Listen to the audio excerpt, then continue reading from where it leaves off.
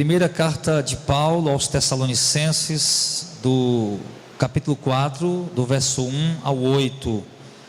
Finalmente, irmãos, vos rogamos e exortamos no Senhor Jesus, que assim como recebestes de nós, de que maneira convém andar e agradar a Deus, assim andai, para continueis a progredir cada vez mais, porque vós bem sabeis que mandamentos vos temos dado pelo Senhor Jesus, porque esta é a vontade de Deus, a vossa santificação, que vos abstenhais da prostituição, que cada um de vós saiba possuir o vosso vaso em santificação e honra, não na paixão da concupiscência, como os gentios que não conhecem a Deus.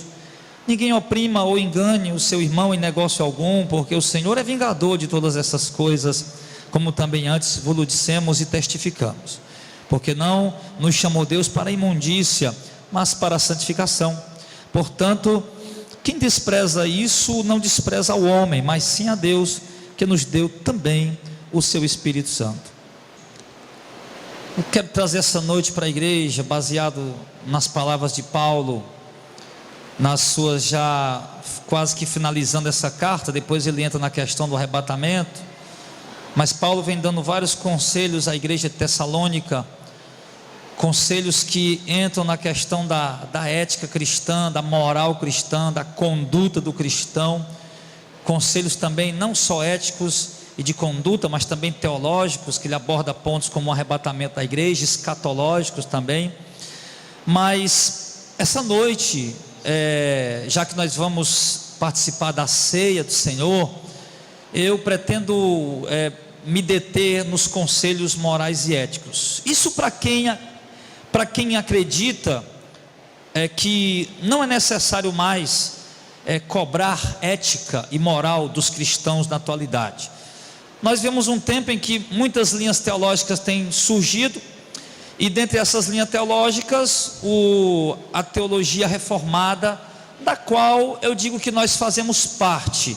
Não fazemos parte assim como um todo, não abraçamos o combo completo da teologia reformada, mas o que acontece é que essa teologia reformada é a teologia mais séria que existe nos dias de hoje, é a teologia mais reta, mais ortodoxa, que mais se aproxima de fato da verdadeira doutrina. Se nós formos olhar teologia pentecostal, neopentecostal e reformada, desses três ramos da teologia, a gente vai poder identificar claramente. Só em falar teologia pentecostal e neopentecostal, essas duas já estão descartadas. Aí quando vai para a reformada, a gente sabe que é realmente a que está mais próxima da verdade do evangelho. Contudo, eu tenho percebido na teologia reformada, no meio reformado ao qual nós estamos inseridos, uma falta muito grave na questão ética, na questão moral. A gente fica toda hora falando que algo é legalismo, que algo é religiosidade, e a gente acaba esquecendo que o viver o evangelho exige de nós também, não apenas fé, mas também, irmãos, frutos que manifestem essa fé, obras que manifestem essa fé. A própria palavra de Deus, Tiago diz que a fé que não manifesta obras, ela é o quê? Uma fé morta.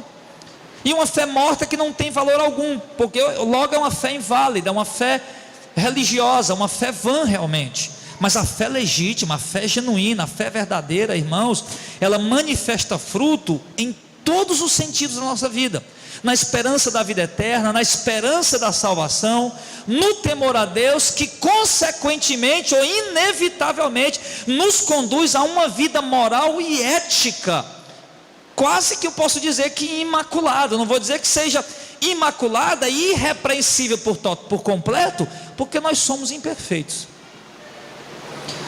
Mas o apóstolo Paulo aqui, ele começa aqui a dar uns conselhos aos irmãos, exatamente falando sobre isso. E aqui ele usa o termo finalmente, irmãos. É como que quem já está concluindo a exortação, é como quem já está chegando a uma conclusão do assunto que ele pretendeu abordar. E ele diz: finalmente, irmãos, vos rogamos e exortamos no Senhor, que assim como recebestes de nós quem? Os apóstolos, como recebestes de nós, os apóstolos, de que maneira convém andar e agradar a Deus, assim andai para continueis a progredir cada vez mais. Então Paulo, finalmente, nessa quase que conclusão, ou entrando na conclusão da carta, Paulo, ele diz aos irmãos, exorta os irmãos, alerta os irmãos, em nome do Senhor, que os irmãos devem se lembrar o que eles aprenderam dos apóstolos, não apenas a questão teológica, do conhecimento bíblico, do conhecimento de Deus, ou do conhecimento sobre Deus, mas também da questão como se convém andar. Você está prestando atenção nessa introdução do sermão, que a vida do cristão, irmãos, não consiste apenas em conhecimento teológico. É muito bonito você conversar com alguém que conhece. Quando eu digo conhecimento teológico, eu estou falando de conhecimento da Bíblia, né? Conhecimento das coisas concernentes a Deus. É muito bonito você conversar com um cristão que tem conhecimento teológico, um irmão que tem argumentos bíblicos, que tem fundamentos bíblicos, que tem alicerce bíblico para o que ele argumenta, para o que ele pensa, para o que ele opina, para o que ele fala, para o que ele diz. Contudo, nem sempre nós temos visto nos cristãos essa opinião teológica, esse ponto de vista teológico, esse conhecimento teológico, esse conhecimento de Deus, da palavra de Deus, das coisas de Deus. Nem sempre nós temos visto isso na prática. A gente se preocupa em aprender termos técnicos, angelologia, amartiologia, soteriologia, calvinismo, arminianismo, pelagianismo, pais da igreja, pais apostólicos, reformadores, Zwinglio, Calvino, Lutero. A gente se preocupa em aprender esses termos, sínodo de Dort, concílio de Nicéia, concílio de Calcedônia, e concílio de Éfeso. A gente aprende, procura, se interessa em aprender essas coisas na palavra de Deus, irmãos. Mas eu pergunto, onde está o nosso conhecimento sobre a moral cristã? Onde está o nosso conhecimento sobre a conduta do crente no meio da sociedade, no meio da igreja, no meio da sociedade? A gente acha, não, parei de beber, de fumar, está bom demais, parei de ir festa, está bom demais. Não se resume nisso. Não se resume nisso. Passa longe de ser isso. Passa longe de ser isso. Para começar, eu acho que tem coisa que eu falo para a igreja que alguns irmãos ficam meio grilados com o que eu digo. Para começar, não, parei de fumar. Mas parou de fumar e me diga na Bíblia onde é que a Bíblia está escrito que a pessoa fumar vai para o inferno ou está pecando. Onde é que está escrito isso? Para você achar que é o super crente só porque parou de fumar. Não, parei de jogar bola, porque eu parei de jogar bola. Me diga na Bíblia onde é que está escrito que ela parar de jogar bola, que jogar bola ou parar de jogar bola, e jogar bola é pecado, ou parar de jogar bola e está salvo. Onde é que está escrito isso na Bíblia? Então a gente vai criando coisas, irmãos, que de fato acaba se tornando religiosidade. A gente vai criando regras e limites, e engessando a nossa conduta, e a gente vai andando como aquele tipo de religioso, e achando que está tudo bem por isso. Mas a coisa, irmão, vai muito mais além. Ela é muito mais profundo. Esse negócio de dizer, não, que parou de jogar bola vai para o céu, isso foi a religião que inventou. Esse negócio de dizer, não, para você ir para o céu você tem que parar de fumar. Não estou mandando ninguém fumar, pelo amor de Deus. Eu me lembro às vezes que eu converso com o Clodomiro, né? Tem uns religiosos aí que às vezes escutam minha pregação e dizem, o pastor Radel mandou beber. Agora vão dizer que eu mandei fumar, né? Daqui a pouco vão dizer que eu mandei os irmãos trair as mulheres, porque eu abordo esse assunto, e eles, como tem raiva da gente, sei lá, são cegos, tem tudo errado, sai por aí dizendo uma coisa torta. Mas entenda bem,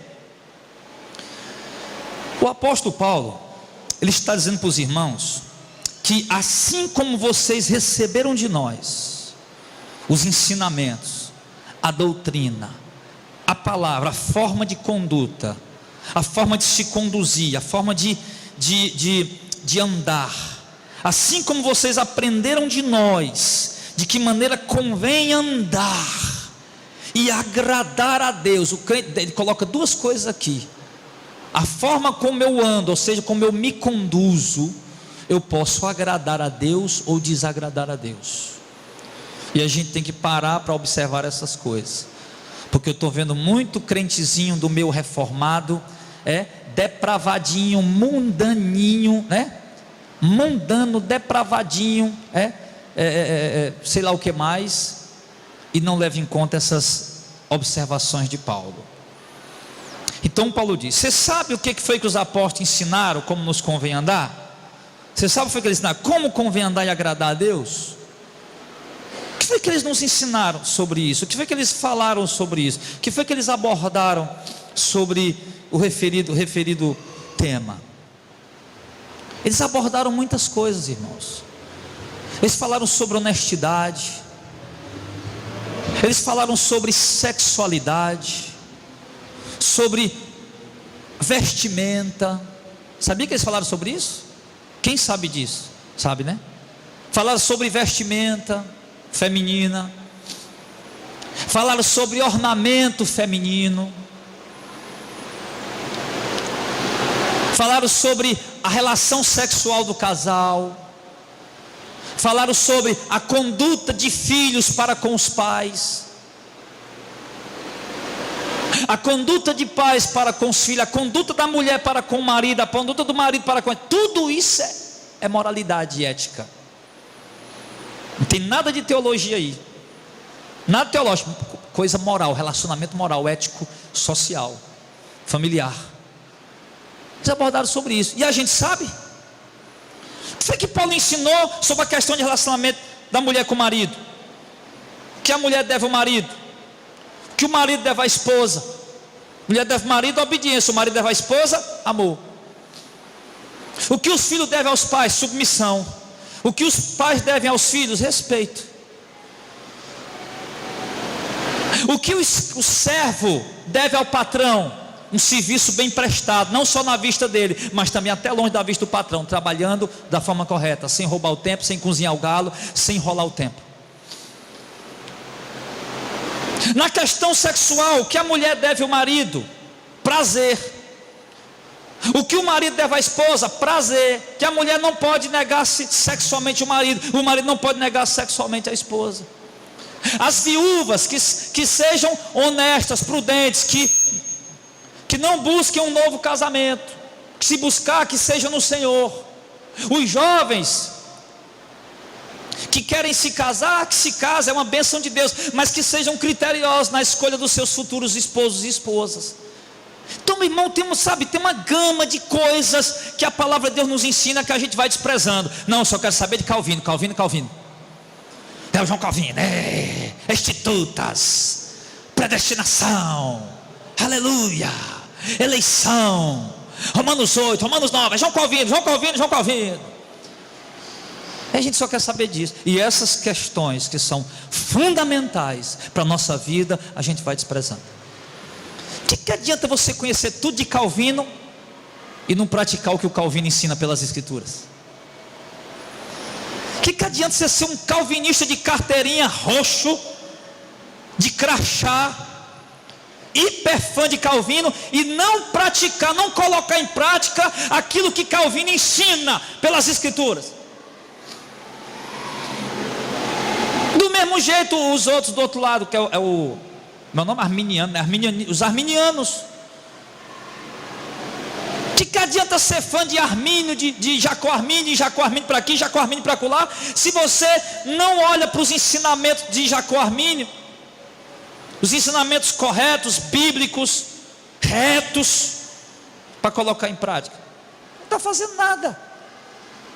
Tornou-se um teólogozinho, meu irmão, um teólogozinho, como eu posso dizer, intelectual, improdutivo, de debates teológicos pelas redes sociais e nada mais. E não é isso que Deus quer de nós, irmãos, amém? Você lembra, Paulo está dizendo, vocês lembram o que foi que nós, os apóstolos, ensinaram? Lembro sim, Paulo. Pois então vocês andem da forma como nós, os apóstolos, ensinamos, amém? Isso é para nós. Andarmos da forma que os apóstolos ensinaram. Os apóstolos ensinaram a fazer campanha. Os apóstolos ensinaram a fazer sacrifício, dar dízimo, daltrismo. Os apóstolos ensinaram: não estou feliz com a mulher, posso deixar ela e casar com outra. Não. Então nós precisamos conhecer o que os apóstolos ensinaram. Agora é obviamente que muitas dessas coisas nós já temos pregado aqui e vamos continuar pregando muito mais. E eu não estou aqui para pregar hoje, trazer, abordar todo o ponto que os apóstolos ensinaram. Se você quiser começar a ver alguma coisa, vai lá para o canal, tem mais de 1.100 vídeos. Começa a vir para os cultos, participar, que você vai começar a ouvir pregação minha, do Auricélio, do Gilmar, dos outros pregadores que pregam aqui. E ouvir o que os apóstolos ensinaram para você colocar em prática na sua vida. E assim, Paulo diz, apenas andando, olha só, presta atenção nisso aqui, apenas andando de conformidade com o que os apóstolos ensinaram, é que nós vamos poder agradar a Deus. Está escrito aí ou não está? Está. Andem conforme nós os ensinamos, e agradar a Deus, e agradem a Deus. Então quando você colocamos em nosso coração o propósito firme de andar conforme os apóstolos nos ensinaram, imediatamente, automaticamente nós estaremos agradando a quem? A religião? A denominação? A quem? A Deus. Somente assim, irmão. Mas o que é que tem que ser ensinado por aí hoje? Não faça tal sacrifício que aí Deus se agrada. Se agrada? Não. O que Deus, a Bíblia deixa muito claro para nós, já desde o Antigo Testamento, o Senhor Deus diz que quer obediência e não sacrifício. Sim ou não? Obediência quero e não sacrifício. Temor do Senhor mais do que holocaustos. Então Deus quer que nós o obedeçamos e que nós o temamos mais do que qualquer dízimo, oferta, holocausto ou dinheiro que nós possamos dar, que as pessoas possam dar. Deus quer isso de nós, mais do que qualquer renúncia que você possa fazer. Eu vou renunciar isso, eu vou renunciar aquilo. Meu irmão, se essa renúncia não for baseada no temor a Deus, no amor a Deus, na obediência a Deus, é uma renúncia vã. É uma renúncia vã.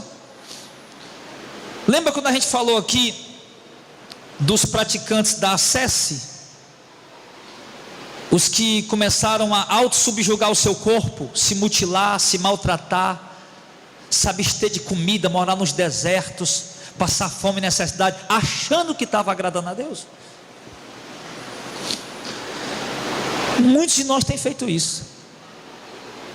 E quando isso é impulsionado apenas por uma doutrina religiosa que é preceito de homem e não pela palavra de Deus.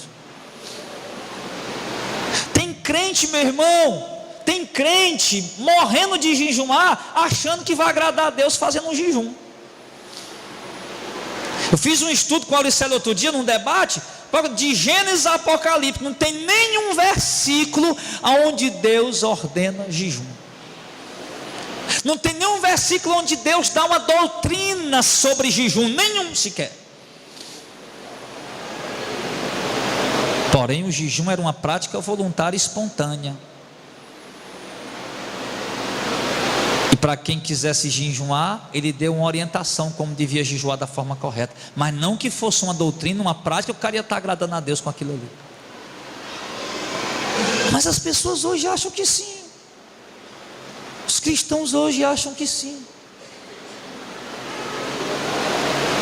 E esquecem de obedecer a Deus e querem conseguir as coisas com o Senhor através de jejum. Esquecem de obedecer a Deus e querem conseguir as coisas com Deus através de sacrifício. Esquecem de obedecer a Deus e querem conseguir as coisas com Deus através de dízimos e de sacrifícios monetários.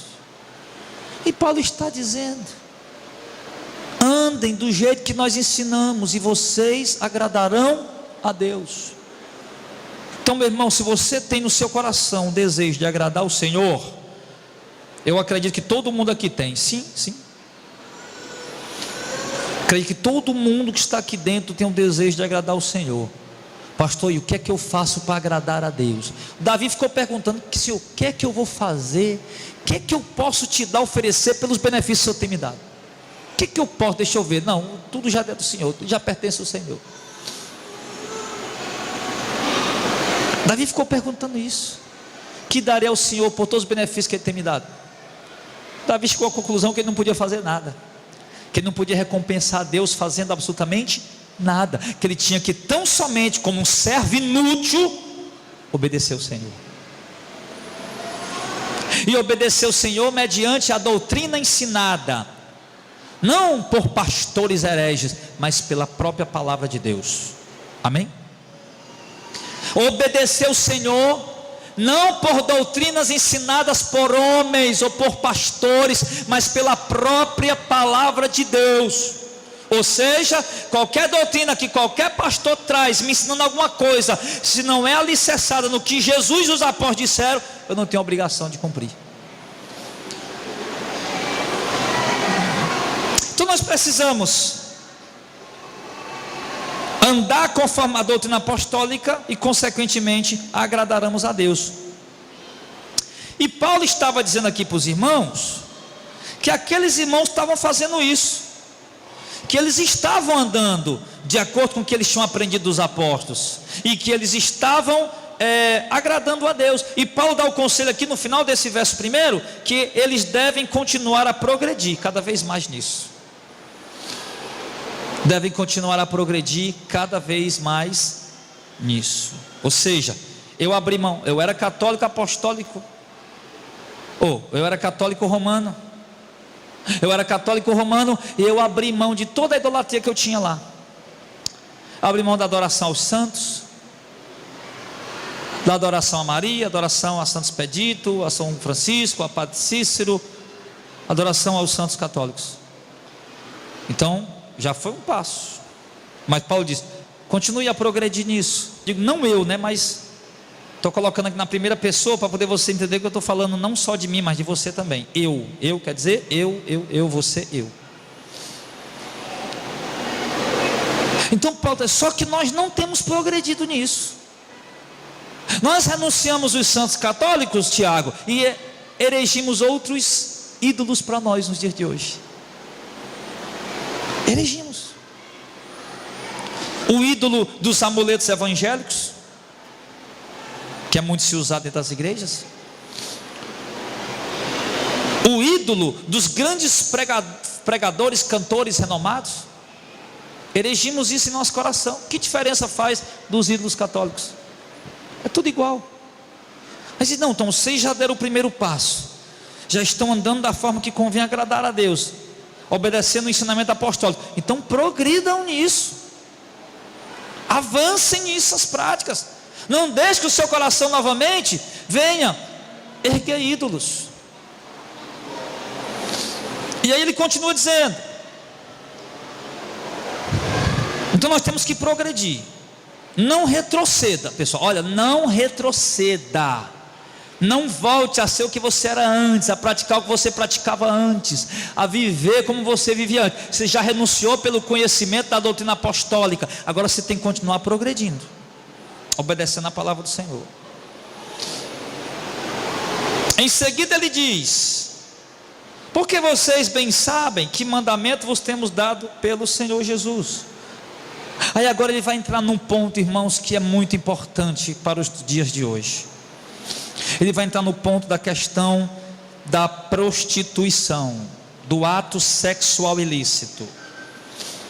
E ele diz assim: porque esta é a vontade de Deus, a vossa santificação. Ou seja, o que é santificação? A vossa separação.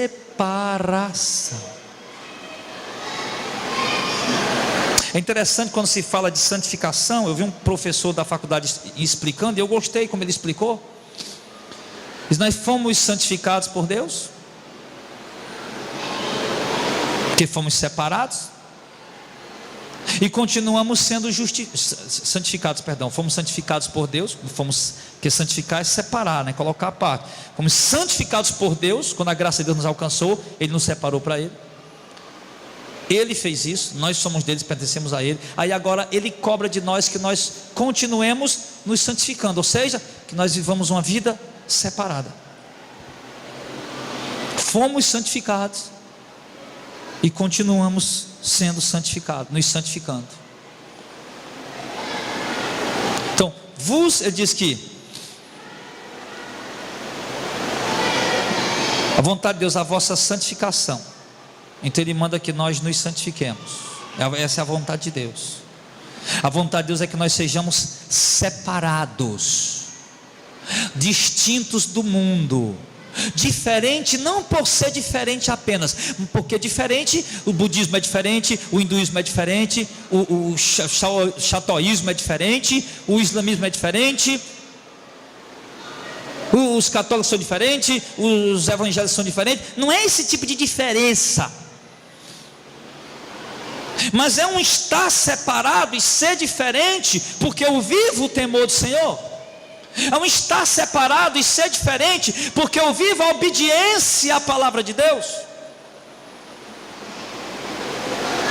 Enquanto muitos estão seguindo o curso da carne do mundo, enquanto outros estão seguindo o curso da restrição religiosa, eu estou seguindo a palavra de Deus. É isso que ele está falando. E consequentemente, ao seguir a palavra de Deus, eu vou me santificando todos os dias, me separando. A Bíblia diz: não adulterarás. Eu não adultero, pronto, já estou me santificando, estou obedecendo aquela palavra. Não mentirás. Então quando eu não minto, eu também já estou me santificando. Então quando eu vou obedecendo a palavra do Senhor por temor, por amor, porque o Espírito Santo me guia a isso, Ele está me santificando cada dia. E aí ele vai e aborda aqui, ponto da abstenhai-vos da prostituição. Irmãos, eu vou dizer para você uma coisa. Eu escuto muita coisa aqui frequentemente. O irmão me procura, outro não me procura, um fala uma coisa, outro fala outra. Eu vou lhe dizer, meu irmão, mais do que nunca, cada vez mais eu sou contra esse negócio de crente estar namorando. Cada vez que passa eu sou contra isso. Por quê?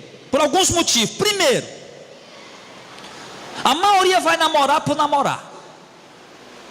Aí namora um dia com a irmãzinha ali, depois namora outro dia com outra irmãzinha ali, namora um dia com o irmãozinho ali, depois namora um dia com o irmãozinho ali. Errado, totalmente errado. Isso não é liberdade cristã, isso é libertinagem mundana. Diferente. Segundo, sou contra crente namorar, porque parece que a maioria dos crentes que inventam namorar se prostitui, praticam um ato sexual ilícito. São muitos os exemplos. Não, está namorando com fulano de tal, vai olhar lá, já estão fazendo sexo. E o pior de tudo, sabe o que é? Que ao invés de pelo menos eles terem a consciência do temor a Deus e se organizarem, conversarem e se organizar o relacionamento, não, troca termina o namoro com o outro para poder cada vez mais ir se aventurando com uma pessoa e com outra pessoa. Isso é totalmente inconveniente, isso é totalmente incoerente. Paulo está dizendo, dentro dos conselhos práticos, morais e éticos que Paulo está dando, se abstenham da prostituição, o ato sexual ilícito. Quero colocar aqui também o adultério. Se abstenham do adultério. Meu filho, você tem sua esposa, satisfeito com ela. Meu filho, você tem seu marido, fique satisfeito com ele.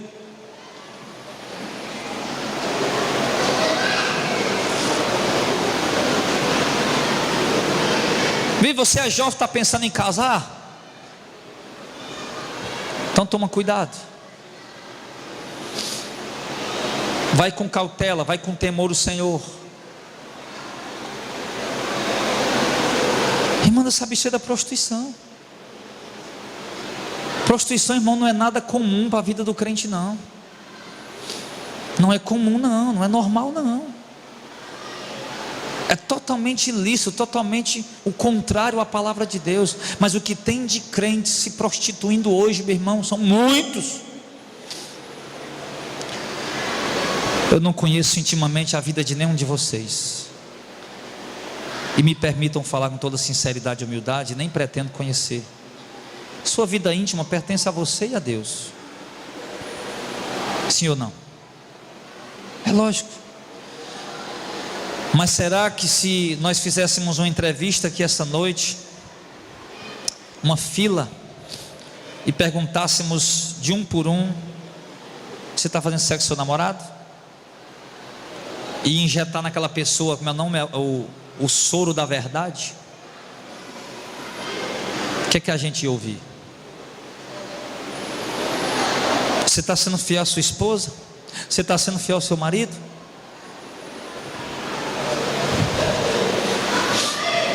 Porque uma praga no meio evangélico, meu irmão, há uma praga no meio evangélico de gente separando e casando de novo, separando, casando de novo, separando, casando de novo. Dorme uma semana com um camarada, uma mulher dentro de casa, ou um camarada de casa, separa, depois já está com outro. E dorme um mês com a pessoa de casa, depois já está com outro. Parece que arruma ali só até enquanto não é mais novidade. Depois que é novidade, já deixa para lá e já vamos para outra coisa. Que é isso? É duro, né? Eu me lembrei de Mateus 6, João 6, dura este sermão, quem pode ouvir? Tomara que vocês não façam igual aqueles seguidores de Jesus interessados só em milagre, né? Que foi embora todo mundo, só ficou os 12 ali e outros. Começaram a sair de um por um e foram embora. Será que vocês vão fazer isso também? Dura esse sermão, quem pode ouvir, foram embora. Aí Jesus olha por 12 e diz: vocês, se vocês quiserem ir também, não posso fazer nada, porque eu não vim para matar os homens, eu vim para salvar a vida dos homens. E se salva a vida dos homens é com a verdade, não é com mentira.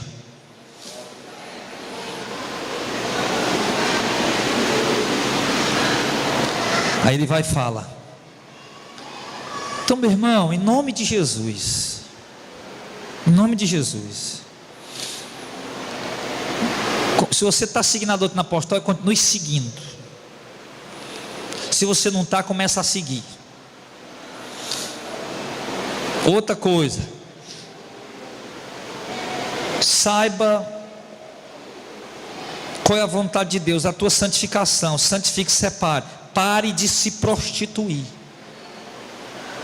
Se tem alguém aqui fazendo isso, pare de se prostituir, pare de adulterar.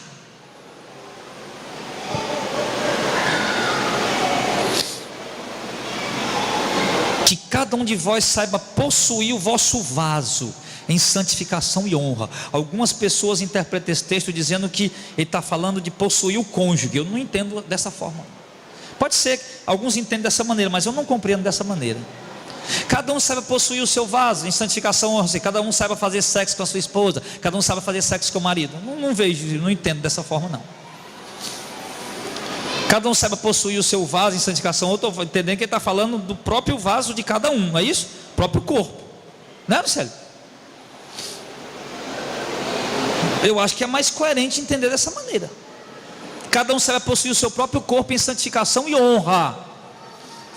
Aí, você tem sabido possuir o seu corpo em santificação e honra? Como é que está o teu corpo? Porque hoje a gente criou aquela coisa, né, o meio reformado, que eu estou dando hoje uma puxãozinha de orelha no meio reformado, através da palavra de Deus. Criou-se aquela coisa, não, que Deus quer só o nosso coração. É claro que Deus quer o meu coração, mas como meu coração está transformado, imediatamente o meu corpo também é. Minhas práticas, minhas ações. Claro que é.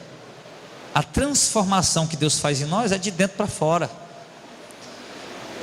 A transformação da religião é só fora, só do lado de fora, só uma capa, uma casca. Fariseus, vestido de sepulcro caiado. A transformação da religião é só casca, só fora. A transformação de Deus é dentro para fora, vem no coração, o novo nascimento, lá no espírito. O homem nasce de novo, torna-se uma nova criatura. Assim como o ser humano comum, normal, o caráter dele é formado, o caráter, a personalidade dele, do 0 até o 7º ano de idade, e não tem mais como mexer nisso, foi formado, acabou essa conversa. Aí só mesmo um novo nascimento, uma regeneração para poder resolver esse negócio. Aí eu pergunto a você, aí diz, não, Deus só quer o coração. Mas ele diz aqui que você precisa saber possuir o seu corpo em santificação e honra. Como é que você está possuindo o seu corpo?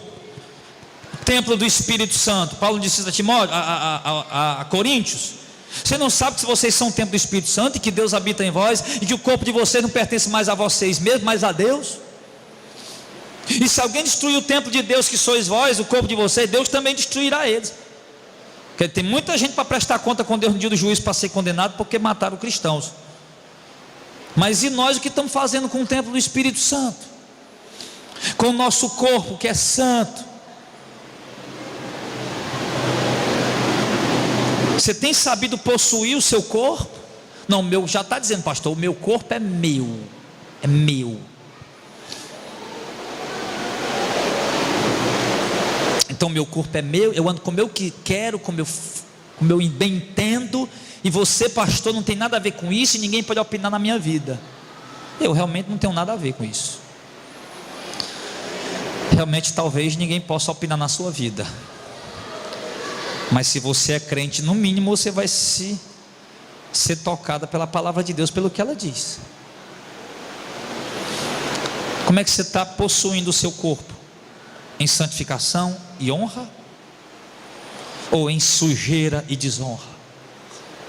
É o que muitos estão fazendo.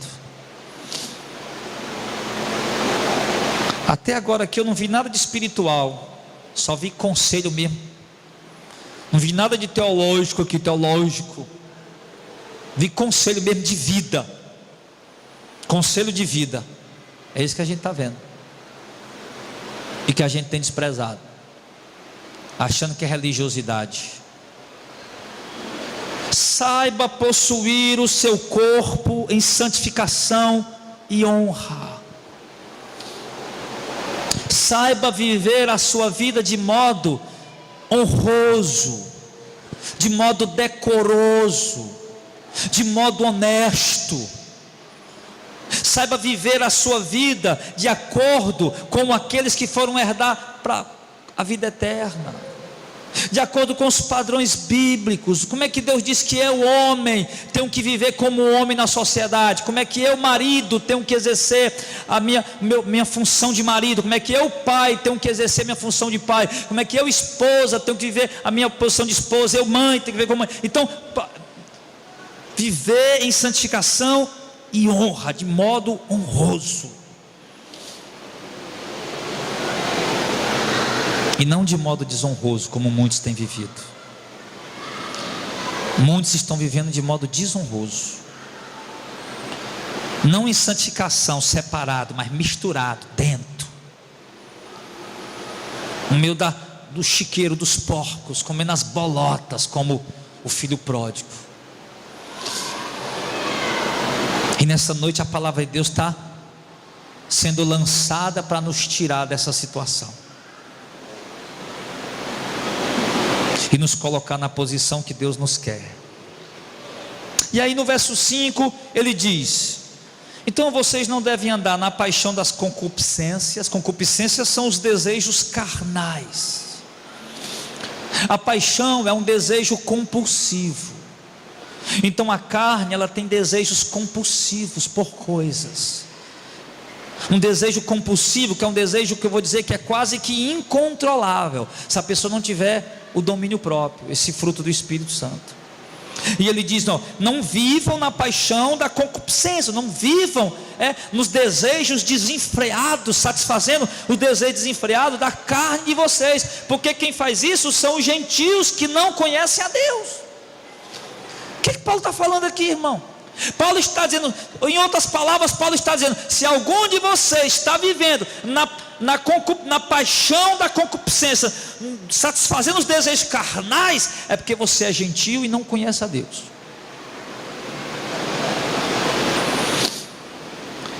Porque Porque quem pratica essas coisas são as pessoas que não conhecem a Deus, os idólatras. Quando Paulo usa aqui o termo gentio, que não conhece a Deus, ele está falando dos idólatras daquela época ali.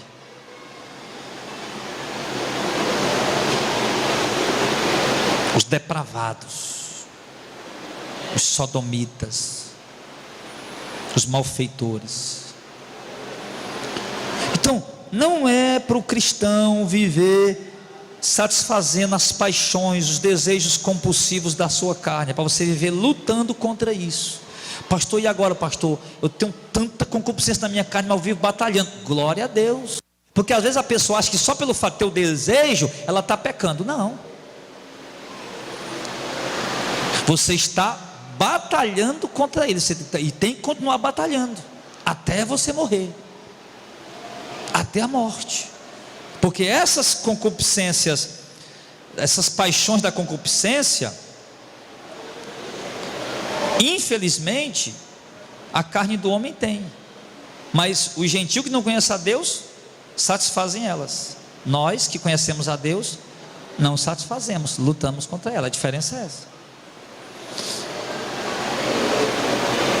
Nós fomos regenerados no Espírito, nascemos de novo. Mas observe que mesmo tendo nascido de novo, mesmo tendo sido regenerado no Espírito, o crente mais santo, ele é atacado pelos desejos da carne constantemente. Aí você tem que enfrentar aquela luta, aquela batalha constantemente, para não satisfazê-lo, porque é um homem de Deus, uma mulher de Deus. Então o conselho de Paulo é esse. É como ele fala aos Gálatas, que nós andando em Espírito, então nós não cumpriremos os desejos da carne. Ele está falando que a carne, ela tem aqueles desejos, mas nós não vamos cumpri-los, não vamos satisfazê-los.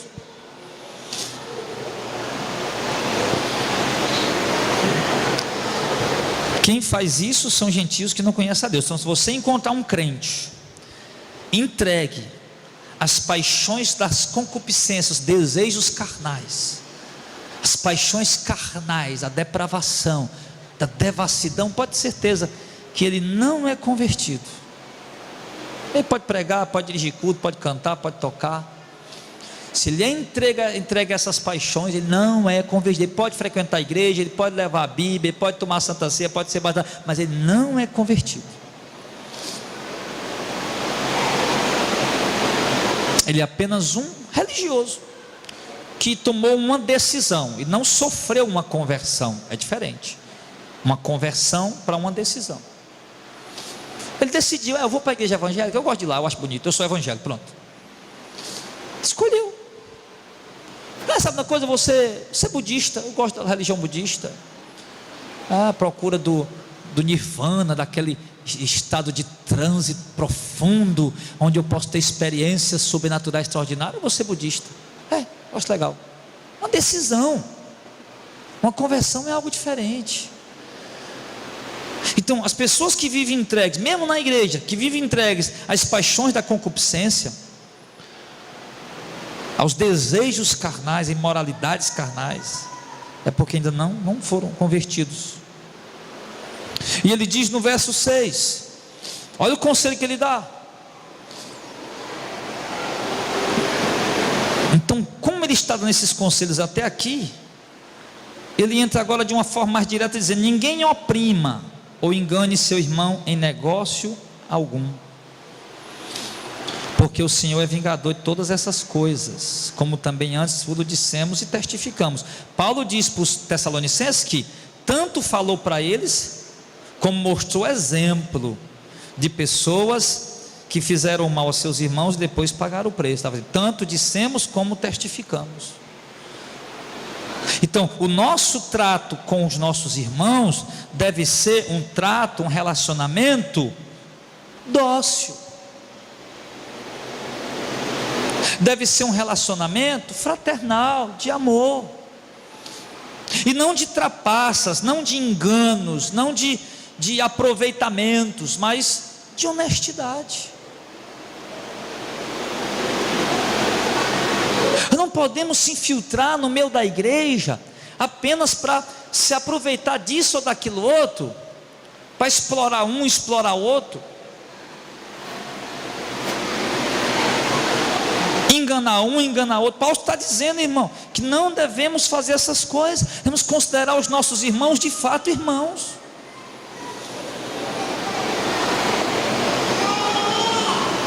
E devemos ser honestos com eles. Por quê? Porque o Senhor é vingador. Ele diz, Deus vai vingar. Você acha que Deus não vai vingar? Quando a gente faz um mal a um irmão e acha que vai ficar por isso, Deus vinga. Ele está dizendo, Deus vai vingar. Então a gente tem que ter cuidado, irmãos. Porque não, porque eu sirvo a Deus, aí eu vou fazer o mal ao meu irmão, vou prejudicar o meu irmão, vou matar o meu irmão. Matar, que eu digo, é fazer o mal a ele, fazer uma coisa muito ruim com ele. Eu vou fazer isso com ele, vou armar cilada, vou fazer o mal a ele. Deus vai vingar isso.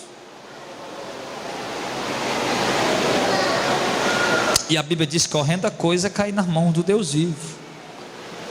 Então toma cuidado como é que você trata o irmão, se relaciona com ele. Porque em Mateus 25, quando Jesus fala, quando ele vier no trono branco, ele vai dizer, eu tive fome, você me dá de comer, tiro. Eu estava enfermo, vocês foram me ver. Eu estava na prisão, vocês me visitaram. Senhor, quando fizemos isso? Quando fizeram um desses meus pequeninos. Olha só. Em contrapartida ele diz, a parte de mim maldito para o fogo eterno preparado para o diabo e seus anjos. Tive fome, vocês não me deram de comer.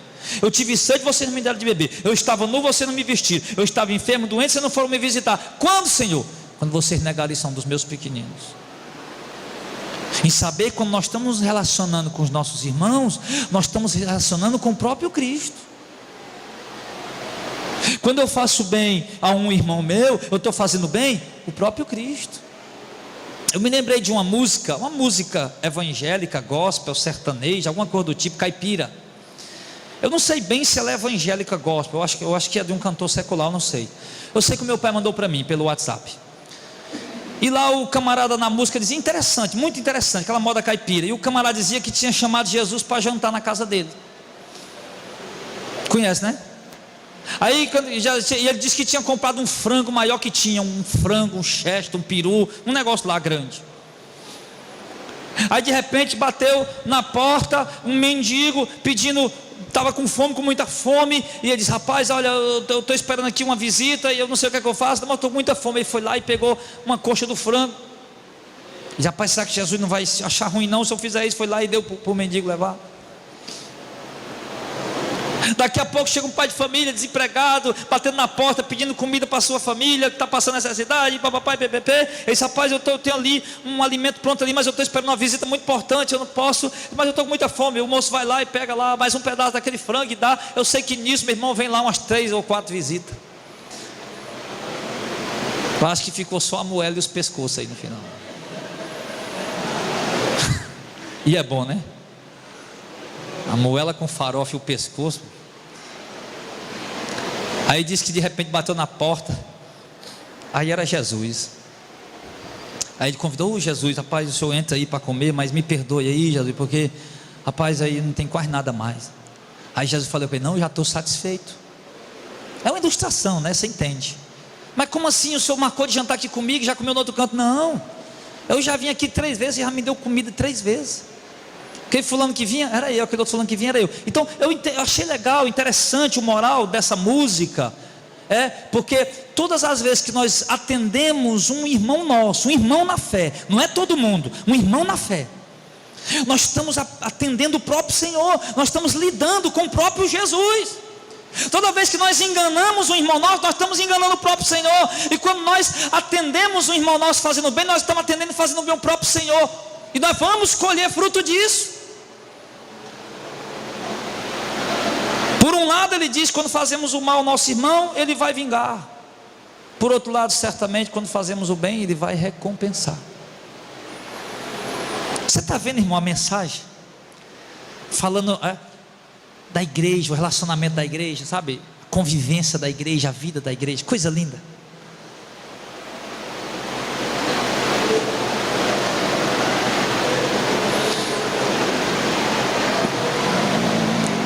Aí ele diz, Ninguém oprima ou engane seu irmão em negócio algum, porque o Senhor é vingador de todas essas coisas, como também antes o dissemos e testificamos. Paulo, nós tanto falamos sobre isso, como já mostramos testemunho de pessoas que sofreram por terem feito mal aos seus irmãos. Porque não é aquele negócio, né, que alguns pastores criaram hoje, toca no ungido de Deus, né? Tem isso aí, já viu isso aí? Arrogância, tem nada a ver com isso. E o pior é que sempre os ungidos de Deus é só eles, né? Já percebeu isso? Você é ungido de Deus, irmão, tanto quanto o pastor. Ele sabia disso? O pastor apenas recebeu o encargo de pastorear você, de lhe doutrinar, de ensinar, de exortar, de puxar sua orelha, de lhe repreender, de lhe conduzir como ovelha. Você é ungido tanto quanto o pastor. Então, se tocar no pastor, que é o ungido de Deus, vai pagar o preço. Então, se tocar em você também, paga o preço. Acabou essa conversa. E o que tem de pastor tocando nos olhos, na menina dos olhos de Deus, que é vocês, tem muitos. Mas Jesus disse, vai pagar o preço. Paulo está dizendo. E aí, e por que, Paulo? Por que isso, Paulo? Não devemos fazer o mal, oprimir, enganar nossos irmãos, prejudicá-los, trapaceá-los, sei lá, fazer o mal de todas as formas que forem, porque Deus nos chamou não foi para imundície, mas para viver uma vida separada. Mas Paulo, por que eu tenho que viver assim? Porque Deus te chamou, criatura, não foi para viver na imundícia, mas para viver na santificação. Portanto, quem despreza isso, para concluir, não está desprezando o homem, mas sim a Deus, que nos deu também o seu Espírito Santo.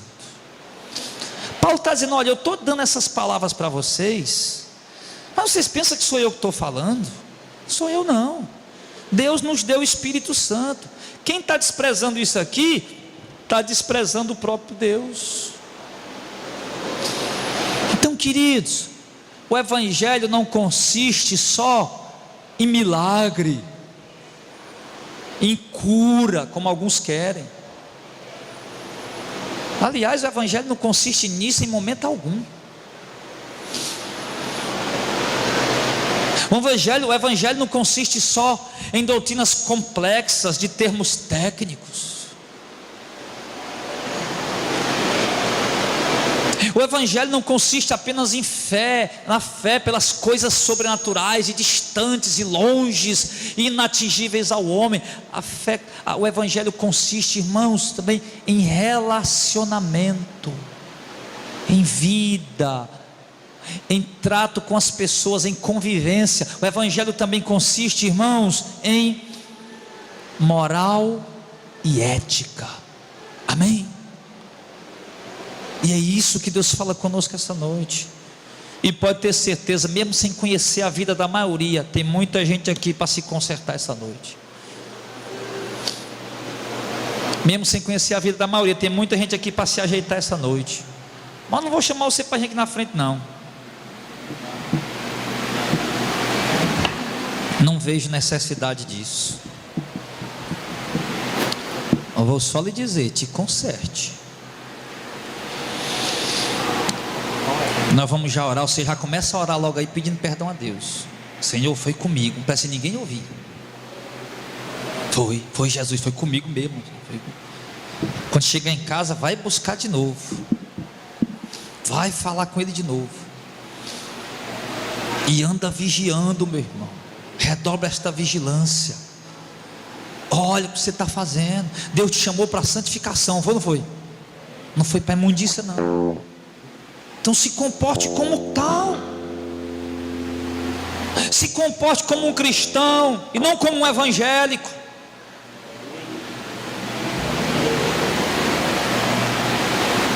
Se comporte como um homem de Deus e não como um religioso. Se comporte com temor a Deus e não por submissão a dogmas religiosos. Faça isso e nós vamos ser muito mais felizes, e por fim herdaremos a vida eterna. Vamos ficar de pé em nome de Jesus e viveremos uma vida muito melhor entre nós mesmos.